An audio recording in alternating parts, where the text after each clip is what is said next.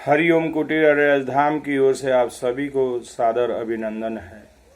आइए सुनते हैं पंडित राजकुमार शुक्ल जी के बारे में, जिनके अथक प्रयास से महात्मा गांधी जी चंपारण में आए थे और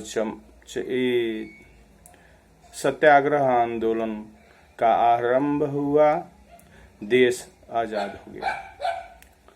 तो सुना जाए, एक भोजपुरी में रचना की गई है। चंपारण के आंगन में अइले मोरे गांधी जी, आजादी खातिर ना हो। चंपारण के आंगन में अइले मोरे गांधी जी, आजादी खातिर ना। पंडित राजकुमार शुक्ल जी जैसन सच्चा साथी खातिर ना। पंडित राजकुमार शुक्ल जी जैसन सच्चा साथी खातिर ना।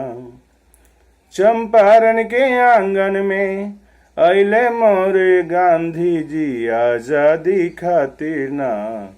पंडित राजकुमार शुक्ल जी जैसन सच्चा साथी खातिर ना। भोजपुरिया माटी में तीन कठिया खेती रहे, गुलामी के जंजीर में फिरंगिया के नीति रहे। नीले गोरे के अत्याचार के हर जगह रीति रहे। सत्य और अहिंसा के बनौले हथियार वाला लड़ाई खातिर ना हो। सत्य और अहिंसा के बनौले हथियार वाला लड़ाई खातिर ना। पंडित राजकुमार शुक्ल जी जैसन सच्चा साथी खातिर ना।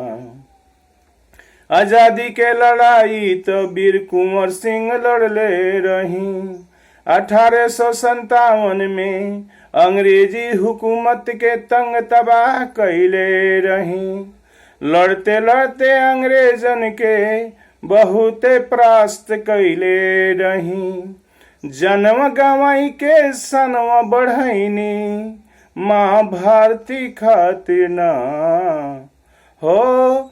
जन्म गवाई के सनवा बढ़ैनी, माँ भारती खातिर ना। पंडित राजकुमार शुक्ल जी जैसन सच्चा साथी खातिर ना। सत्याग्रह आंदोलन से पहिल का हार स्वीकार कैले।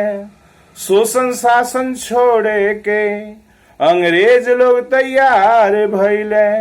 1919 में ग्रिगोरियन एक्ट के प्रेरक के प्रणाम कैले। अब जगह जगह होखे लागल बतवा स्वराज खातिर ना हो। अब जगह जगह होखे लागल बतवा राम राज खातिर ना। पंडित राजकुमार शुक्ल जी जैसन सच्चा साथी खातिर ना। चंपारण के आंगन में अइले मोरे गांधी जी, आजादी खातिर ना। पंडित राजकुमार शुक्ल जी जैसन सच्चा साथी खातिर ना। पंडित राजकुमार शुक्ल जी जैसन सच्चा साथी खातिर ना।